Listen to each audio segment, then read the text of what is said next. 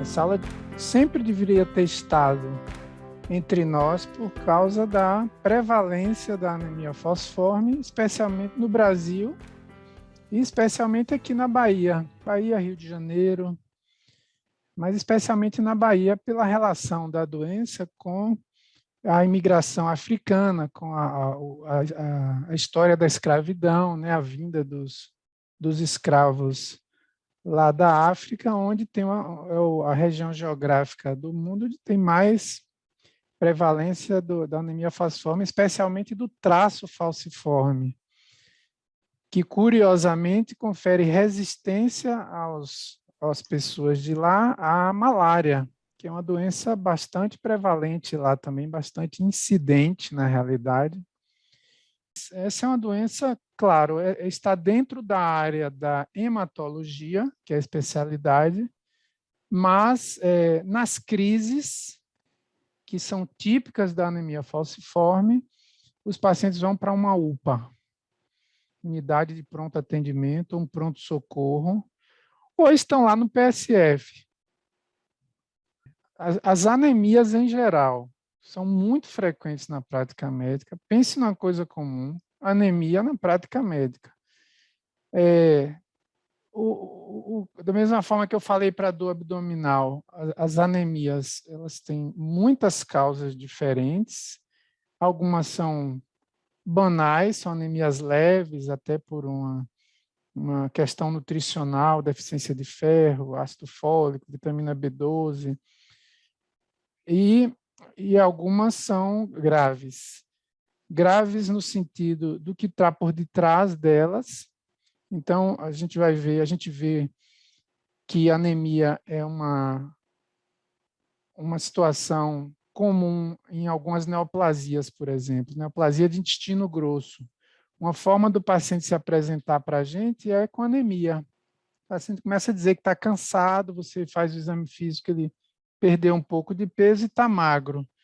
E ele está perdendo sangue por uma neoplasia que ele tem no intestino grosso, que ainda não trouxe outro tipo de sintoma, especialmente um sintoma tipo obstrutivo ou um sangramento visível. Mas ele está tendo sangramento oculto, como a gente fala. Se ele fizesse uma pesquisa de sangue oculto nas fezes, daria positivo. Se ele fizesse uma colono, ele viria lá a tumoração. Então, não é raro a gente pegar um paciente anêmico, mais idoso, e a causa ser uma doença grave, uma neoplasia.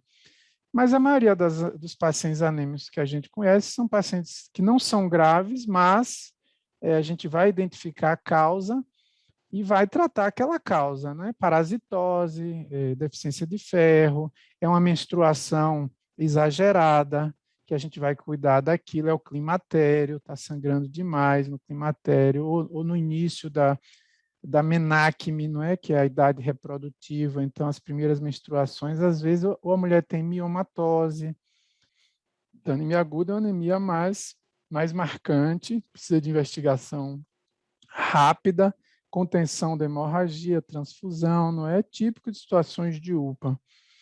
Você tem uma gravidez ectópica, você tem um sangramento pós-parto, tem um abortamento, então são situações bem conhecidas de todos nós, não é? Você pode ter anemia por diminuição da produção de hemácias lá na medula óssea, você pode ter uma doença da medula óssea, uma leucemia, por exemplo, não é? Uma aplasia medular, e você pode ter até uma infecção viral, parvovírus, que a gente vai ver também. A doença crônica, em geral, pode cursar com anemia, principalmente as doenças inflamatórias crônicas e também a insuficiência renal, uma causa bem conhecida de anemia, a doença renal avançada pela diminuição da secreção de eritropoetina. E temos a hemólise. A gente pode ter anemia por hemólise. As hemácias estão sendo destruídas por algum mecanismo, ou destruição intravascular, ou destruição extravascular no sistema retículo endotelial. E dentre essas anemias hemolíticas, que tem uma lista, a gente tem a nossa doença falciforme, não é? Que a gente vai ver agora com mais detalhes a partir de agora. Então, a doença falciforme é uma doença curiosa, porque é uma única mutação, uma adenina que é trocada por timina, na posição 6 do gene que codifica a cadeia beta da hemoglobina. Deixa eu tirar um pouquinho aqui isso da minha frente. Então, a hemoglobina, ela é o principal componente do eritrócito, eu sei que vocês já sabem disso, e o eritrócito nem núcleo tem para caber as 300 milhões de moléculas de hemoglobina que tem, né? 270, 300 milhões de moléculas de hemoglobina dentro do eritrócito, e os milhões de eritrócitos que nós temos, os trilhões, na realidade, que nós temos circulando, né, no total, para fazer o papel de levar o oxigênio dos pulmões para os tecidos. Então, isso é fundamental. Se você tem qualquer coisa que atrapalhe esse transporte, você vai ter uma consequência no corpo inteiro. Então, a relevância dessa doença é que tem uma morbidade, dano, sofrimento significativo e a mortalidade também. Em crianças, desde criança pequena, né, uma doença que começa a se manifestar depois de alguns meses de vida. Normalmente não se manifesta ao nascimento, porque a criança ainda nasce com uma boa quantidade de hemoglobina fetal. Hemoglobina fetal é uma hemoglobina diferente, que as cadeias são diferentes. A cadeia alfa e a cadeia gama. Hemoglobina fetal tem 2 cadeias alfa e 2 gama. E daí? E daí que essa hemoglobina com 2 cadeias gama, ela tem uma afinidade maior pelo oxigênio. Por que isso é necessário? Porque em nós, a gente quer uma hemoglobina que pegue o oxigênio do alvéolo, e isso é fácil, porque o alvéolo está lá com oxigênio, e ele passa facilmente por uma estrutura que é o alvéolo, a membrana alvéolo capilar, e ele passa facilmente e se liga à hemoglobina A, com as 2 cadeias alfa e as 2 beta. E ele também tem que entregar esse oxigênio com facilidade. Então, ele tem um controle aí do grau de afinidade do oxigênio pela hemoglobina. Ele tanto pega quanto libera com facilidade. A hemoglobina fetal, ela tem uma avidez maior pelo oxigênio. Por quê? Porque a hemoglobina fetal vai buscar o oxigênio lá na placenta do sangue da mãe. Olha que interessante. Não é? Você tem a placenta, aí a circulação que vem pelo cordão mergulha na placenta, não tem mistura de sangue, é como se fosse, não é como se fosse o pulmão, mas só que do outro lado não tem o ar no alvéolo, tem sangue passando. Então você vai ter lá as vilosidades, o sangue fetal passando num lago materno cheio de quê? De sangue. Então, tem que sair o oxigênio do sangue da mãe para o sangue do feto. Como é que isso vai acontecer? A hemoglobina fetal tem que ter uma avidez maior pela hemoglobina, não é? E aí o sangue consegue passar e ele leva para diante. Por isso que a hemoglobina fetal é muito importante no feto, né? na circulação fetal. Na hora que nasce, rapidamente começa a troca por hemoglobina A, que é a nossa. Isso leva alguns meses, então 4 a 6 meses, aí acabou praticamente, sempre fica um pouquinho, até nós, né? Sempre tem um pouquinho ainda de hemoglobina fetal, mas não chega a 1%, sei lá, meio 1%. Mas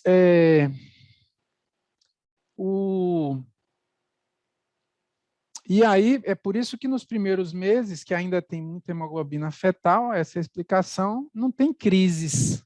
Então, você não percebe muito a anemia falciforme, a não ser por uma anemia, uma icterícia, não é? Acaba conseguindo, mas não tem crises. E aí eu vou ressaltar agora a questão das crises. São as crises que, que se apresentam a nós generalistas no cotidiano. Então, é isso que todo mundo vai conhecer, as crises aí, ó, a morbidade, a frequência das crises. Então, inclusive, a medicação mais usada no Brasil, no mundo todo ainda, né, para tratar anemia falciforme, é uma medicação chamada hidroxiureia. Depois dei uma lida na bula. Hidroxiureia. Esta medicação, o que é que ela faz? É uma medicação que é usada off-label para anemia falciforme.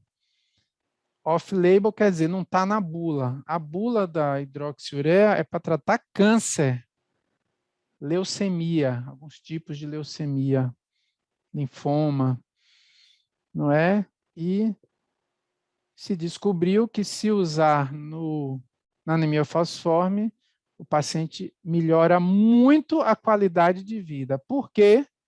Porque a hidroxiureia aumenta a concentração de hemoglobina fetal, mesmo no adulto. Aí o paciente melhora. Então, a presença de hemoglobina fetal, ele é como se evitasse a desoxigenação da hemoglobina como um todo, evitando aquelas falseizações, como a gente já viu. Então, essa hidroxiureia, vocês vão ver, é muito usada. Agora tem uma série de medicações novas aparecendo, aí fica para depois. Vocês vão ver, se vocês fizerem uma pesquisa na New England Journal of Medicine, vocês vão ver que tem várias medicações novas surgindo, mas a maioria ainda em teste, a maioria ainda a ser liberada pelo FDA dos Estados Unidos, né, pela Anvisa. A Anvisa aqui só liberou até hoje a hidroxiureia. Inclusive é um medicamento que é dado gratuitamente no SUS. A hidroxiureia nos centros de tratamento. Então, pronto, voltando para a nossa prática cotidiana, ó, o quadro clínico da anemia falciforme, ele varia muito de indivíduo para indivíduo, com relação ao quais os danos que acontecem, em relação à frequência das crises, dos vários tipos de crise, em relação ao grau de anemia e quais os órgãos que são envolvidos. A gente vai ver um pouquinho agora. Aqui é um paciente que ele mesmo botou a foto, né? Isso aqui ele está no YouTube, inclusive. O principal quadro clínico da anemia falciforme é esse. Né? Vou até baixar aqui um pouquinho, pronto. O principal quadro clínico é esse aqui, ó. Um paciente desta cor, geralmente, não é? Que chega, esse paciente tem 20 anos, foi ele que postou na internet para chamar a atenção de todos para a doença. Ele está no pronto atendimento, ele está numa UPA sendo atendido por um médico. No YouTube, lá nos Estados Unidos, no YouTube, ele pergunta qual a frequência, ele diz que está tendo uma crise por mês, tá? Normalmente, os pacientes têm 6 crises por ano, em média, esse tipo de crise. Então, eu estou falando agora, a principal característica da anemia falciforme é essa. Além da anemia sempre presente, mas o que chama atenção, de longe, é isso aqui. São as crises vaso-oclusivas, que vão acontecer em situações de hipóxia, mudanças de temperatura, especialmente o frio, mas também o calor, exercício físico extenuante, é uma pessoa que pode ter resolvido jogar um jogo de futebol e passou do limite, ou então grandes altitudes, viajou para um lugar muito alto, muito elevado, ficou aí, desencadeia isso aqui, a crise vaso-oclusiva por causa da diminuição do oxigênio da hemoglobina, ou então por desidratação, que é outro fator, desidratação, que acontece na atividade física, são pacientes que devem sempre estar bem hidratados, ou então por qualquer problema que cause, por exemplo, acidose metabólica. Uma infecção também causa crise, por exemplo, né?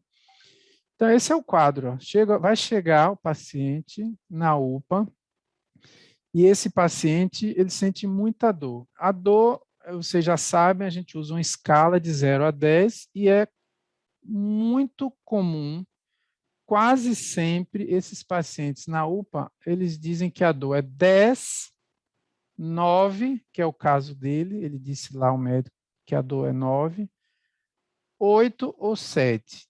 De 7 a 10, a dor tem indicação de opioide.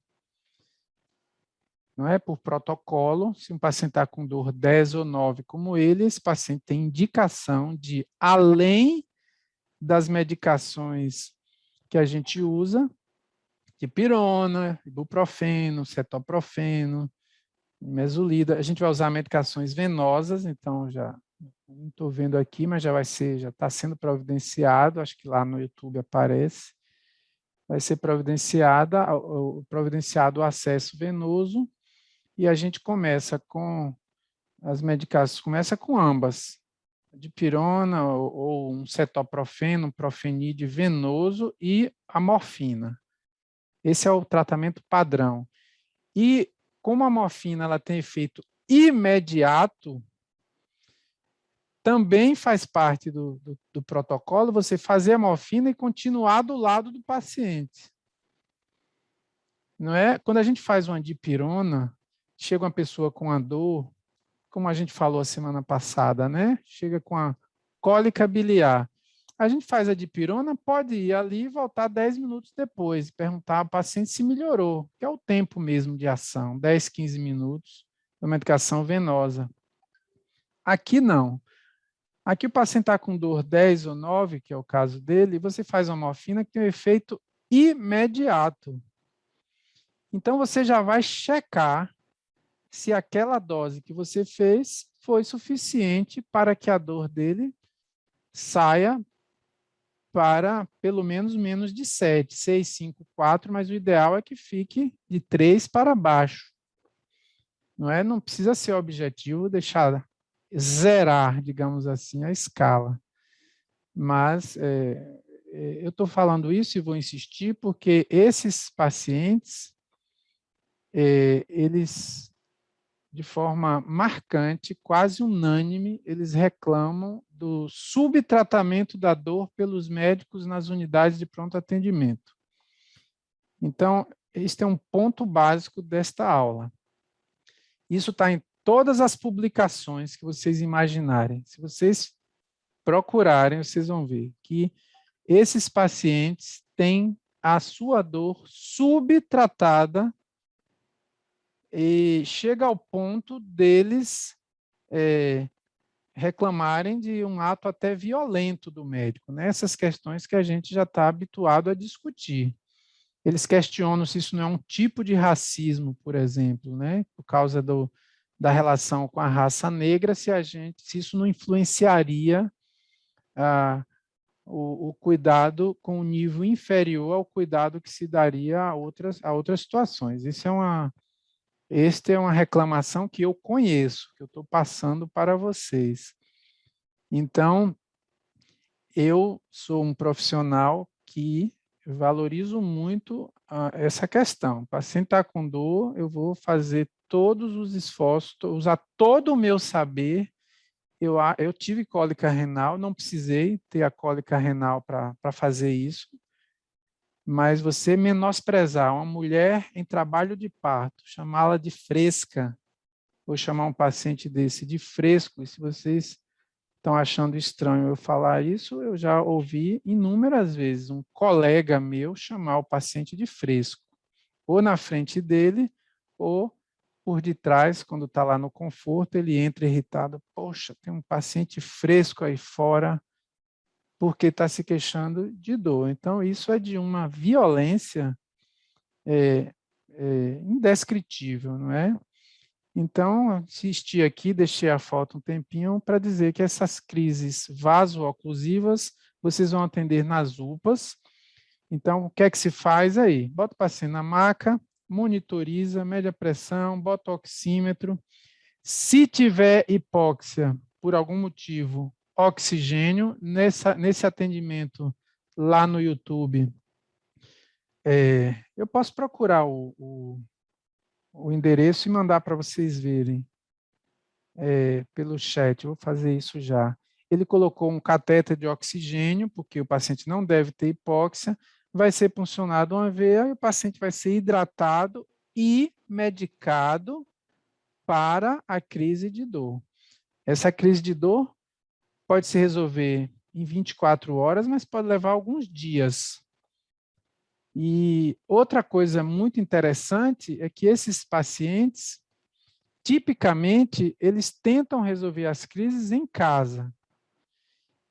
Isso é muito importante, porque os pacientes dizem o seguinte, olha, enquanto está doendo minhas pernas, eu resolvo em casa. Na hora que sobe para as costas, esse mesmo falou que estava doendo muito nas costas.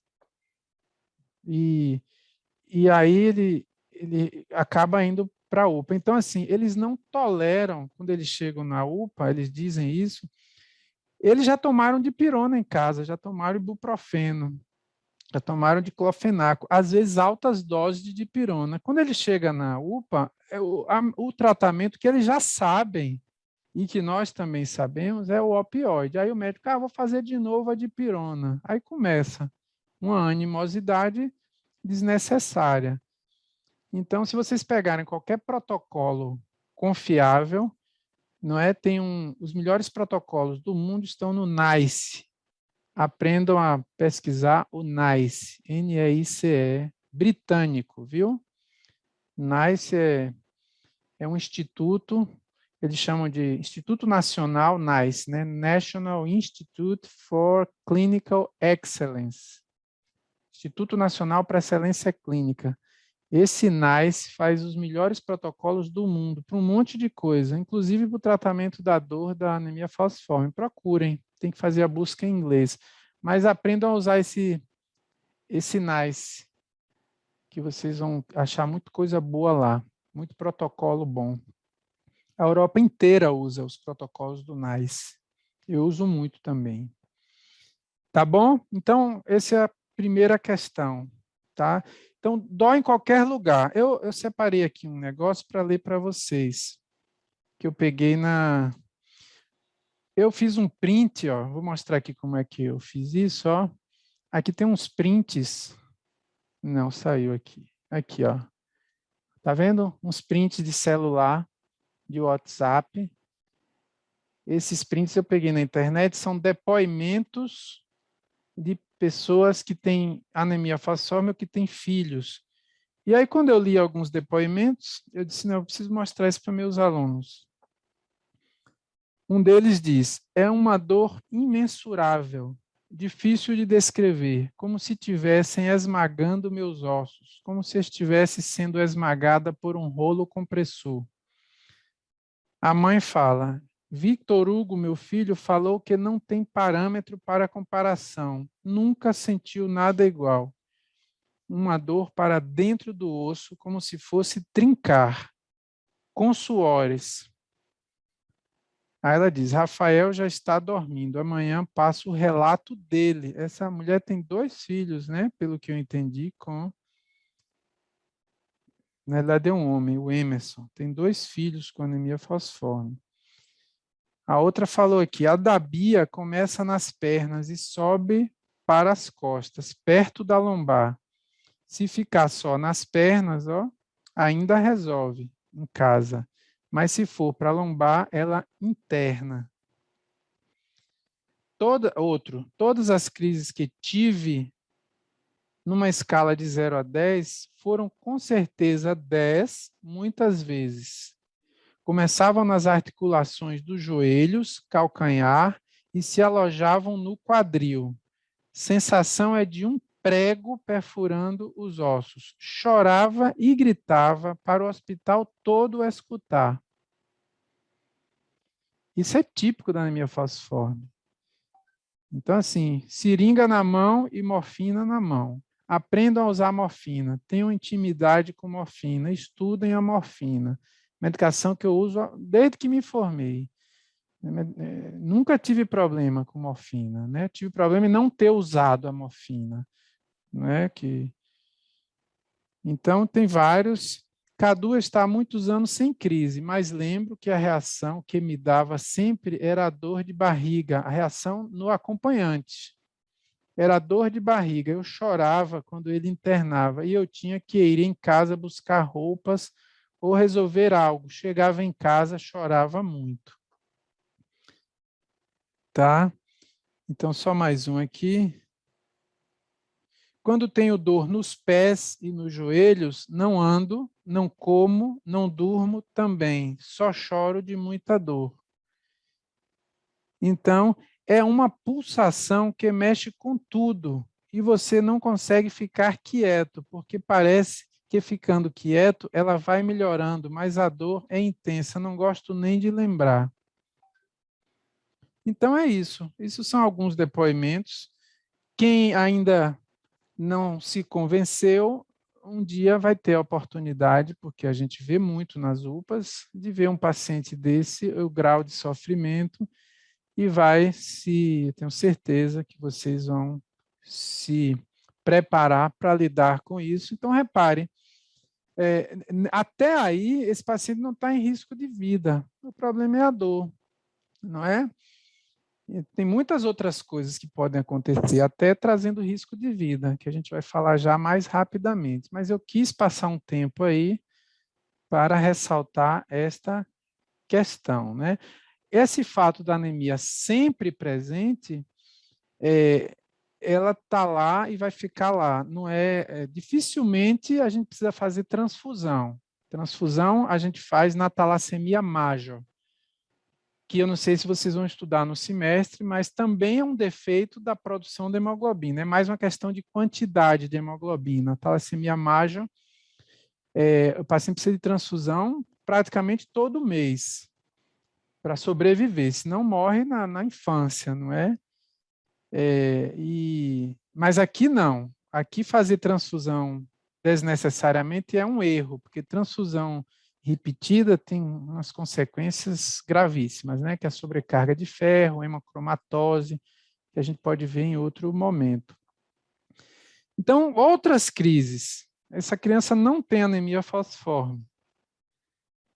Quais são as outras crises que a gente tem na anemia falciforme e podem ser muito perigosas? Uma delas é essa, crise aplástica.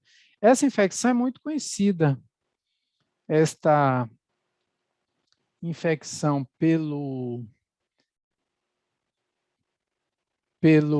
parvovírus, né? A gente chama isso aqui de eritema infeccioso, ou quinta doença, algumas pessoas chamam assim.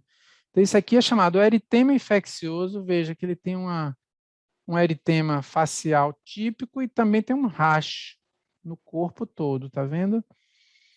Uma infecção viral, a transmissão é respiratória, é mais comum em crianças, mas pode ter também adulto. Uma doença conhecida dos pediatras. Pouco problemática, autolimitada. Mas o que é que caracteriza essa infecção pelo parvovírus? Todo pediatra conhece isso aqui. Não é uma doença rara, mas também...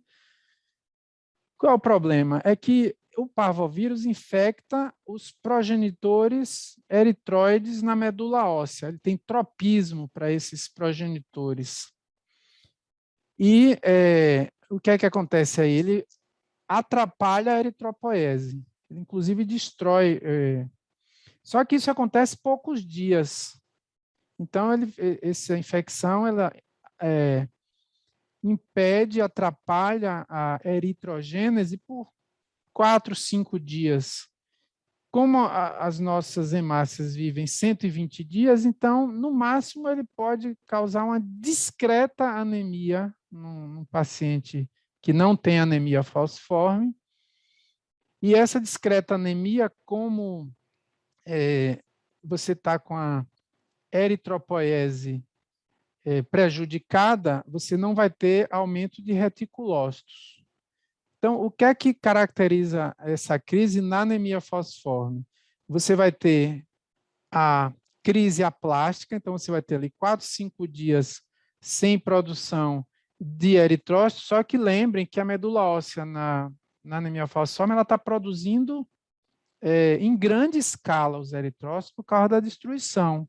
Destruição aumentada, as hemácias têm 40 dias de vida, 30, 40, até 20, né, em alguns casos. Então, se você passa uma semana sem produzir, o paciente faz uma anemia grave, mais abrupta e sem reticulócitos. Reticulócitos que são sempre presentes na anemia falciforme, eles desaparecem. Isso é a forma que a gente dá o diagnóstico. Então, é uma criança que tem anemia falciforme e que, de repente, a anemia se aprofunda, ela pode ter esse quadro viral, essa doença viral é uma doença viral típica, ela tem o rash, o que chama atenção é esse rash, mas ela tem um quadro gripal, ela tem mialgia, ela tem às vezes coriza, os olhos ficam vermelhos, não é? E é assim que é essa infecção. O pediatra desconfia pelo eritema, não é? Por esse eritema típico. Então, reparem, no caso de uma infecção dessa na anemia falciforme, o paciente pode evoluir para uma anemia profunda, e aí, o que é que chama atenção? Não tem tratamento para a infecção viral, ele é autolimitado. Em uma semana, a infecção já está debelada, no máximo 10 dias, pelo próprio sistema imunológico. Mas em onde é que eu entro, médico da UPA? Às vezes eu preciso fazer uma transfusão, porque a anemia se aprofundou demais.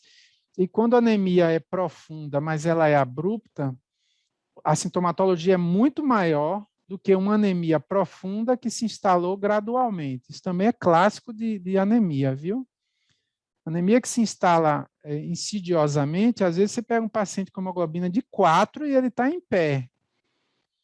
Mas se a hemoglobina saiu de 12 para 4 agudamente, o paciente está em choque. Não fica em pé. Então, é isso que vai acontecer com a criança com essa crise aplástica. Dá muito mais nas crianças, viu? 5 anos de idade.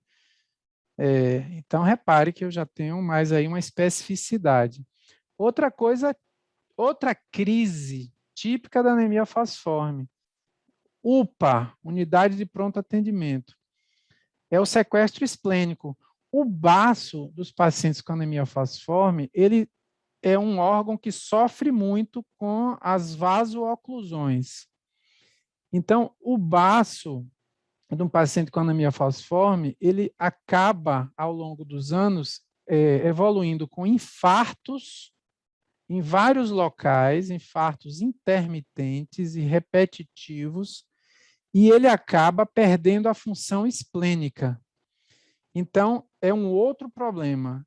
Pense em algo comum, um paciente mais velho com anemia falciforme, já a partir da adolescência, e o baço não funciona.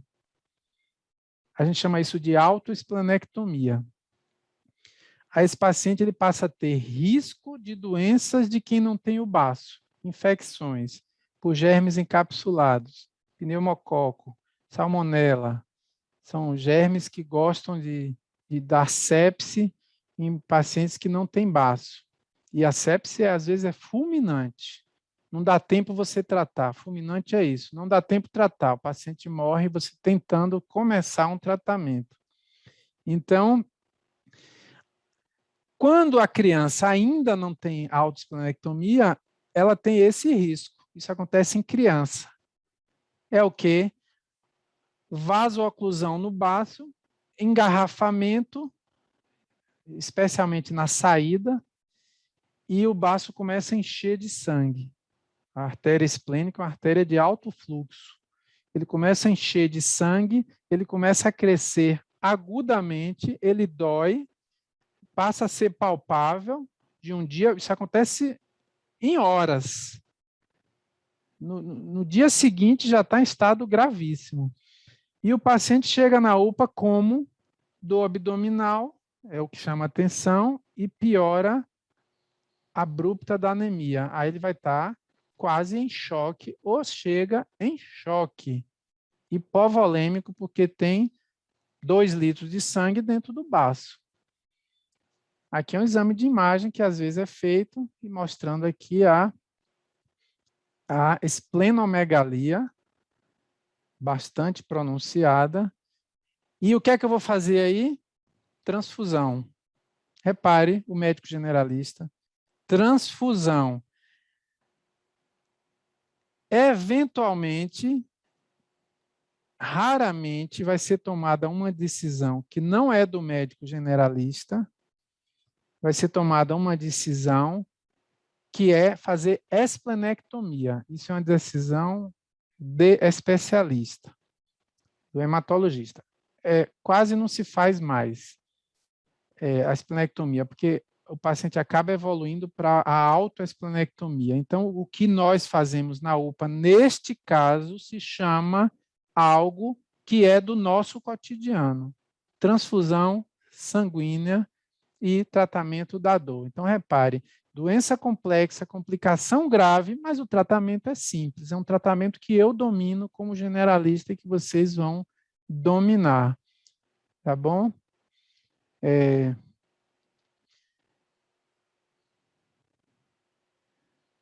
Que ótimo. Que ótimo aqui o que eu estou vendo no chat, né? Que viram vídeos com depoimento de pessoas. Muito bom. É muito importante que vocês façam isso, porque se a gente não vive na própria pele, né? Eu tive o privilégio, vou colocar entre aspas, mas eu atualmente chamo de privilégio de ter tido cólica renal 9 dias. Eu sofri muito, mas eu sempre fui cuidadoso com a dor dos meus pacientes, mas a dor passou a ter um significado muito maior depois da minha crise, né? Então, assim, eu sou muito mais. Então, se eu não quero que ninguém passe por uma crise de cólica renal. Então, o depoimento é uma forma de você sofrer um pouquinho, porque a gente sofre ouvindo essas coisas, eu percebo que vocês sofrem, e aí isso substitui até certo ponto, dentro do possível, a vivência que a gente não precisa ter e nem quer ter do sofrimento na própria pele, não é? Então, leitura de depoimento e assistir, ouvir, realmente é uma coisa muito importante que a gente deve fazer. Não é uma coisa que eu estou fazendo cada vez mais, é ler o sofrimento humano através de literatura. Vários tipos de sofrimento. Tem um livro que eu li, nossa, eu não consigo esquecer o livro, eu lembro do livro quase todo dia. O livro chama Servidão Humana, não sei se alguns de vocês já leram. Aconselho, Servidão Humana. Descreve o sofrimento humano de forma muito marcante, né? É um livro de um inglês, de um escritor inglês.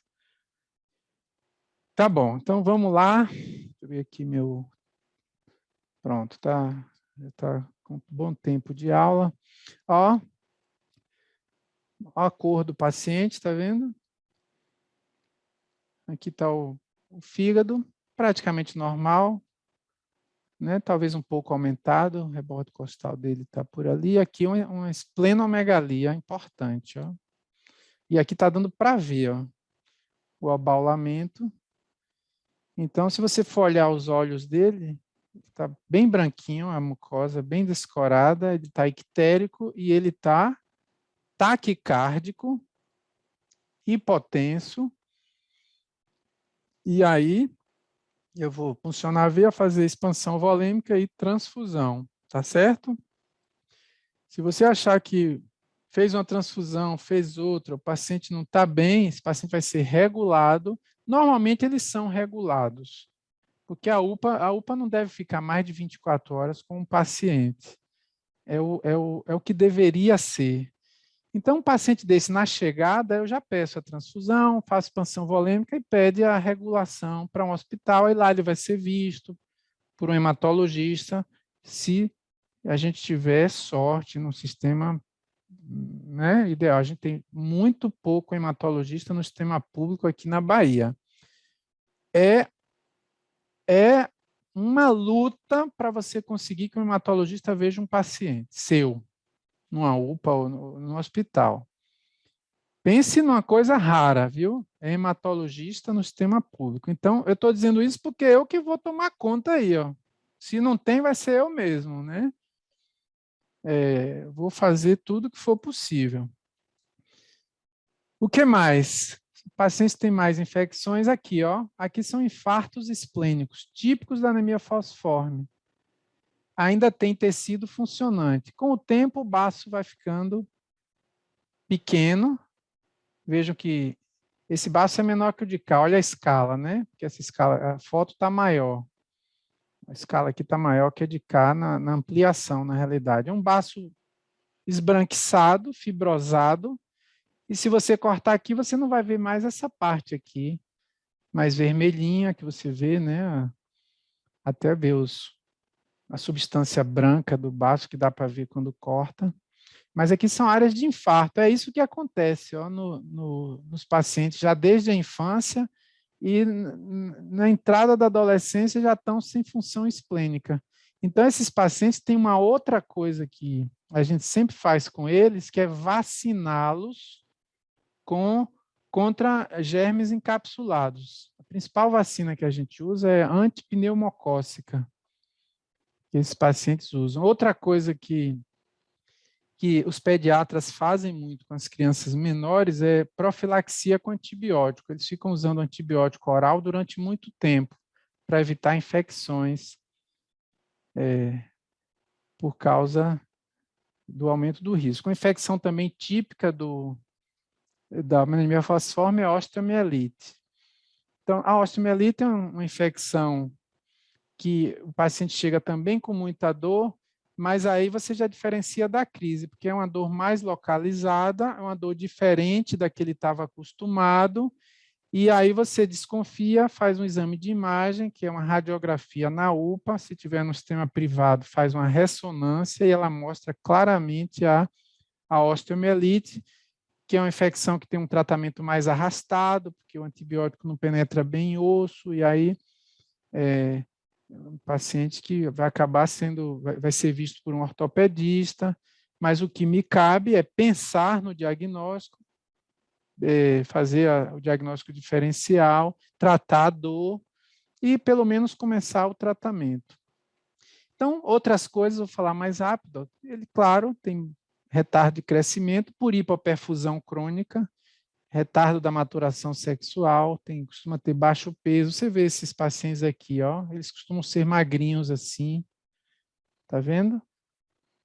Esse paciente está com distensão abdominal pela esplenomegalia, mas ele também é magrinho, tá? Outra coisa muito dolorosa que dá em criança pequena, aqui o mecanismo é diferente, que é isso aqui, ó. A síndrome mão-pé, ó, criança chora de dor. E muitas vezes, quando não se fazia o teste do pezinho, a gente dava diagnóstico assim.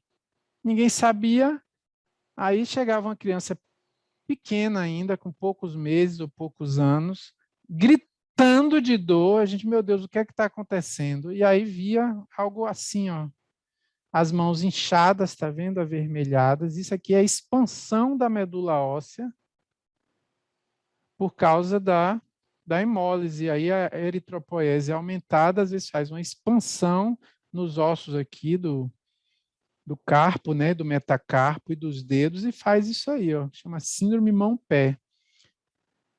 O diagnóstico diferencial é com a própria síndrome oclusiva. O raio-x ele mostra algumas coisas assim que nas áreas. Então, o tratamento disso aqui é analgesia, não é? E eventualmente precisa de transfusão para que a medula óssea relaxe um pouquinho e o paciente melhora. Mas o que nos cabe na UPA a princípio aqui é analgesia e encaminhamento. Uma situação com risco de vida, né, eu já falei do sequestro esplênico, é risco de vida. Se o paciente choque, é risco iminente de vida. Muita atenção a isso. Né? É uma coisa que eu sempre gosto de falar. Você está na UPA, entrou um paciente, dados vitais. Se o paciente está em choque, risco iminente de vida. Se o paciente está com nível de consciência muito baixo, não está respirando direito, pode aspirar, risco iminente de vida. São as coisas que a gente olha logo, não é? Está com insuficiência respiratória, cianótico, está na cara. Esses pacientes vão parar daqui a pouco. Então, esse é o... A gente acaba se habituando a ver esses pacientes e ter aquele atendimento mais apressado. Deita aqui, oxigênio, pulsão na veia, medicação, tal, né? Soro, antibiótico, está fazendo sepse, pede exame, colhe sangue, faz... Então, é aquela coisa meio corrida que a gente acostuma com isso. Os pacientes com anemia falciforme, eles podem fazer esta síndrome torácica aguda, que é um quadro de insuficiência respiratória que, inclusive, hoje nós teríamos muita dificuldade em diferenciar de um COVID, por exemplo, de uma COVID. O paciente chega com angústia respiratória e a gente vai diferenciar numa boa história, porque o paciente vai chegar com desconforto respiratório, às vezes grave, e com evolução muito parecida com o COVID. Só que a história não vai ter aquele quadro gripal, mas nem todo mundo tem a história clássica. E é comum essa síndrome, ela se sobrepor a uma crise álgica, a uma crise de dor, que foi aquela primeira que eu mostrei. Então, na síndrome torácica aguda, o que é isso? Ela tem, o principal componente da síndrome torácica aguda é vaso-oclusivo também, mas pode ser infeccioso. Então, as crianças fazem síndrome torácica aguda no contexto de uma pneumonia e os adultos no contexto de uma crise vaso-oclusiva. Então, é uma vaso-oclusão pulmonar e aí vai ter liberação de mediadores inflamatórios, vai ter má perfusão, má troca de gasosa, né, nos alvéolos, pode ter edema. O paciente costuma ter infiltrado, eu botei 3 radiografias de pacientes diferentes, um tem um infiltrado aqui à direita menor, tá vendo? Esse aqui tem um infiltrado maior à esquerda, uma área de condensação. Esse tem um bruto infiltrado à esquerda e um infiltrado à direita, ou seja, tem um infiltrado bilateral. Ele está até monitorizado aqui, ó, tem 2 eletrodos aqui. Ele está em insuficiência respiratória. Esse paciente, às vezes, precisa ser intubado e a gente sempre intuba, faz antibiótico nesse último caso aqui.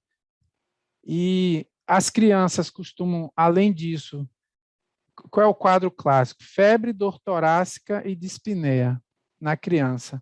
No adulto pode não ter a febre, mas é um paciente com anemia falciforme, que chega com insuficiência respiratória, a principal suspeita é síndrome torácica aguda, e tosse também. Eles tossem e é típico da anemia falciforme, é ameaçador à vida. Então, é um paciente que chega na UPA, a gente dá toda a atenção, né? O que de mais dramático acontece aqui é a necessidade de uma intubação e colocar no respirador. Quando o tratamento é feito de forma pronta e agressiva, a maioria dos pacientes sobrevive à síndrome torácica aguda. Então, aqui precisa de um estudo mais cuidadoso. Isso aqui você vai ver em livros de emergência, de terapia intensiva, não é? Mas o que cabe ao plantonista da UPA é reconhecer o problema. Hipertensão pulmonar, não vou entrar em detalhe agora. As crises de vasooclusão na circulação pulmonar acabam lesando a circulação pulmonar, causando adaptações, arteriolosclerose, e acaba o paciente evoluindo para hipertensão pulmonar, que vai ter uma repercussão no coração. Todo paciente com hipertensão pulmonar, ele vai ter a queixa principal da hipertensão pulmonar é dispneia, mas ele vai ter, em breve, em mais ou menos tempo, a repercussão da hipertensão no ventrículo direito, que vai hipertrofiar, depois vai dilatar, o paciente vai fazer insuficiência cardíaca direita e a insuficiência cardíaca direita vai dar aquele quadro de estágio de jugular, bem acentuado, de hepatomegalia, não é? Ascite, edema, e aí vai, né?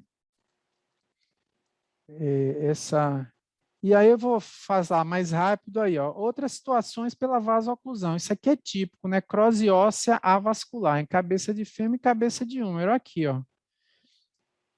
Aqui eu tenho o colo do fêmur, região trocantérica e a cabeça. Essa cabeça perdeu a de cá está mais redonda, tá vendo? A estrutura está mais mantida. A daqui, cadê, ó? Já perdeu, já achatou. O que aconteceu? Compare essa, a esquerda, com a direita, né? Eu estou considerando aqui que... Vamos considerar que aqui é a direita, né? Que o paciente está em AP, antero-posterior, que normalmente é feito assim, o raio-x de quadril, antero-posterior. Então, repare que aqui tem necrose da cabeça do fêmur e repare que tem cistos ósseos aqui, ó, que é que nem eu mostrei a necrose esplênica, a necrose do baço lá, esplênica. Aqui são necroses e cistificação do osso. Imaginem a repercussão disso na fisiologia da articulação. Então, o paciente vai ter artrose, rigidez, dor, que vai se sobrepor a todo o sofrimento pretérito que ele já vem mostrando ao longo do tempo. Isso aqui é típico de anemia falciforme, necrose vascular não só de anemia falciforme. Isso aqui, por sinal, é uma complicação conhecida de uso de corticoide, viu? Uso crônico de corticoide em dose alta é uma das, está lá na bula. Faz isso aqui, ó, necrose vascular da cabeça do fêmur. E outras doenças, esclerodermia, lúpus, especialmente a esclerodermia, pode ter isso aqui. Olha, pacientes com anemia falciforme têm incidência muito maior de AVC. Jovem, criança, adolescente, faz AVC isquêmico. E os mais velhos podem fazer AVC hemorrágico. Os mecanismos são semelhantes, são estreitamentos vasculares, oclusões. Inclusive, tem uma coisa muito conhecida na anemia falciforme, é pacientes fazerem AVCs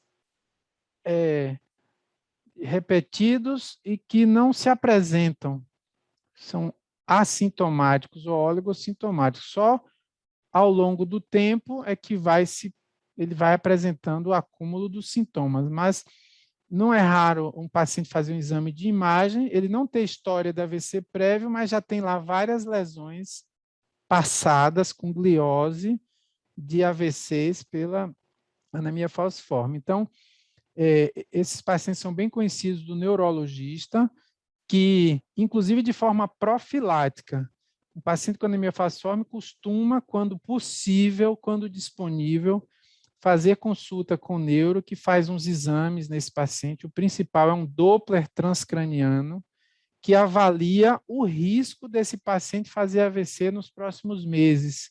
E aí eles fazem algumas intervenções para evitar esse AVC, mas é outra catástrofe dos pacientes com anemia falciforme. Insuficiência cardíaca é uma causa, por causa da anemia crônica. O paciente ele tem taquicardia crônica, não é? Insuficiência cardíaca de alto débito e acaba dilatando o coração, é uma causa conhecida. Colelitíase, não é? Já estou indo para o final. Outras coisas típicas, ó, o priaprismo. Imagine essa situação, um paciente jovem com uma ereção dolorosa, involuntária, sem nenhuma relação com estímulo sexual. É vaso-oclusiva também. A drenagem dos corpos cavernosos está bloqueada pelas hemácias falcêmicas e ele faz a ereção involuntária. Muitos pacientes com anemia falciforme, eles descrevem priaprismos de curta duração que eles mesmos conseguem resolver. Eles desenvolvem estratégias, colocam pano quente ou pano frio, algumas coisas eles conseguem resolver. Geralmente pano quente, né, compressas. Quando esse priaprismo dura muitas horas, o paciente tem que ir para a UPA. Priaprismo que dura mais de 4 horas já é grave. Ele pode ter necrose, áreas de necrose, de infarto, lesão celular, disfunção erétil, e aí precisa de intervenção. Uma intervenção muito feita em UPA é essa aqui, é a administração de medicação que diminui a entrada de sangue. Não é? A mais usada aí é fenilefrina. Fenilefrina é a medicação que a gente usa na clínica, em anestesia. Medicação muito usada em anticongestionante, descongestionante nasal, né? Fenilefrina, porque ele contrai os vasos. Ele tem atividade simpática, contrai os vasos e aí ele diminui tem que ser diluída na dose certa para também não ter isquemia peniana, mas é o tratamento que é feito na UPA. Quem é que vai fazer? Reparem o que eu sempre falo para vocês. Você está lá no interior, você está numa UPA, você vai chamar um urologista, onde que você vai achar um urologista? A vida de médico é assim. Ou a gente aprende a fazer as coisas, ou a gente fica assistindo os pacientes sofrerem e a gente fica reclamando do sistema, reclamando do governo, e passa a vida inteira reclamando e não vai resolver. Então, a melhor forma de você passar pela profissão é você aprender o máximo de coisas que for possível e reparem que isso aqui não é um procedimento tão difícil de fazer, não é? Aqui é outra coisa típica do paciente com anemia falciforme, as úlceras cutâneas também por questões de perfusão. Muito paciente tem, e aí tem consequências sociais, não vai na praia, não veste short, só anda de calça, sabe? Tem que fazer curativo, de vez em quando isso aqui infecta, e é difícil de resolver, sabe? Tá? Outras coisas que eu só botei para citar, né? Já falei, o AVC, coração, colelitíase, dano renal e dano ocular. Também pode acontecer. Dano renal é conhecido. Dano renal crônico vai se sobrepondo até o paciente evoluir para insuficiência renal. Não é? Tem um dano renal que é muito típico da anemia falciforme, eles chamam de hipostenúria, que é o paciente não consegue concentrar a urina. Aí a urina sai muito diluída e a pessoa fica perdendo água. Concentrar a urina na fisiologia é o túbulo coletor, com efeito do hormônio antidiurético, pegar a água que iria sair e trazer de volta para a circulação. Então, o paciente pode chegar a esse nível de dano renal e aí ele desidrata. E aí fica um ciclo vicioso, né? E evolui com insuficiência renal. E eu ainda não falei, nem coloquei os pacientes que recebem transfusão demais, isso acontecia mais no passado. Hoje, os próprios pacientes já sabem. O paciente que recebe transfusão demais, eles fazem hemocromatose, que é sobrecarga de ferro, e sobrecarga de ferro danifica praticamente todos os órgãos do corpo, né? Fígado, o paciente faz cirrose, insuficiência pancreática, diabetes por insuficiência pancreática. Vocês vão ver problema de sobrecarga de ferro na talassemia major. E tem a hemocromatose primária, que é uma outra doença. O paciente tem um defeito e ele absorve muito ferro. É um defeito na absorção do ferro. Ele absorve muito ferro e faz a doença chamada hemocromatose, que também dá insuficiência cardíaca, um bocado de coisa, né? Também dá retinopatia, ó. Assim pode evoluir para cegueira por retinopatia proliferativa por causa dos episódios de vasoclusão. Já estou no final, o diagnóstico, história, exame físico, né? Já sabe todas essas questões, mas agora vai ser muito difícil você atender um paciente que não já saiba que tem anemia falciforme, por causa do teste do pezinho. Então, você já deve saber se tem traço ou se não tem traço, porque meus filhos fizeram o teste do pezinho, nenhum dos dois tem o traço. Eu tenho uma sobrinha que tem o traço assintomático. Eu não falei, mas o traço é assintomático. O paciente tem vida normal, salvo raríssimas exceções que não vale a pena entrar agora, mas traço falcêmico, o problema é planejamento familiar, mas não é né? É até uma proteção, no caso da malária. E a eletroforese? A eletroforese é isso aqui, ó. Eles botam uma carga elétrica e veem se a carga elétrica e bota gota de sangue e essa hemoglobina ela migra em cima de uma lâmina. E aí, pelo padrão de migração, ó, a hemoglobina normal, ela fica nessa posição. Então, aqui tem 3 pacientes que têm parte da hemoglobina normal. Não é? Tem hemoglobina normal e tem uma hemoglobina S. Então, esse aqui é um paciente com traço, esse aqui é um paciente com traço. Tá vendo? Esse paciente só tem hemoglobina normal. Então, esse é um paciente hemoglobina A. E esse paciente só tem hemoglobina S, que é a SS, né? Esse paciente tem doença falciforme. Então, esse é um exame que faz e já vem o resultado. Paciente com doença falciforme, paciente com traço falciforme, o exame todo o laboratório faz aí, eletroforese. Na gravidez, as mulheres têm mais aborto, mais retardo de crescimento intrauterino. Eu estou falando porque a gente faz pré-natal como generalista, não é? Programa de saúde da família. Tem mais parto prematuro, tem aumento das crises de dor, que já são insuportáveis, mais infecções e também mais pré-eclâmpsia e eclâmpsia, não é? Então, é uma paciente que tem considerada gravidez de alto risco. Essas pacientes normalmente são encaminhadas para um serviço de referência para ver o melhor encaminhamento que pode ser dado. E para terminar, o tratamento, só vou citar, né? A profilaxia das crises, o paciente tem que ser orientado, ele já sabe o que é que causa as crises, ele tem que ter cuidado com as mudanças de temperatura, desidratação, exercícios extenuantes, então todo orientado. A hidroxiureia, depois dei uma lida, medicação que melhora a quadro, não serve para todo mundo, mas alguns pacientes, eles se dão muito bem com a hidroxiureia. Se especializem em analgesia, que é o tratamento das crises, se especializem nas transfusões, saibam indicar bem uma transfusão. As vacinas, esses pacientes sempre são encaminhados para os CRIAs, Centros de Referência em Imunobiológicos Especiais.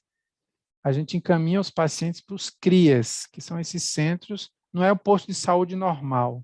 Lá eles têm vacinas próprias para eles, porque a vacina antipneumocócica do posto de saúde, que a gente dá aos nossos filhos, é um tipo de vacina. A do CRIA, que é o imunobiológico especial, tem outras cepas de pneumococo naquela vacina. Então, ele chama de imunobiológico especial ou imunizante especial. E outras vacinas que você não encontra no posto, que são indicadas para eles vão tomar. Então, faz parte da vida desses pacientes também frequentarem os CRIAs.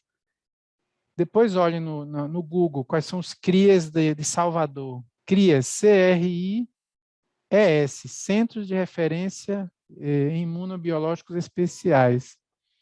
E os antibióticos também servem como profilaxia e a gente deve aprender a usar nas crises de síndrome torácica aguda, nas pneumonias das crianças e nas... Tá? E eu indico esses 2 livros que eu li há algum tempo atrás e não sei se alguém já leu, já conhece. Este aqui, ó, 4 décadas do Domingante, os 2 tem eu tenho os 2 no Kindle aqui. Eles têm na Amazon, comprei na Amazon.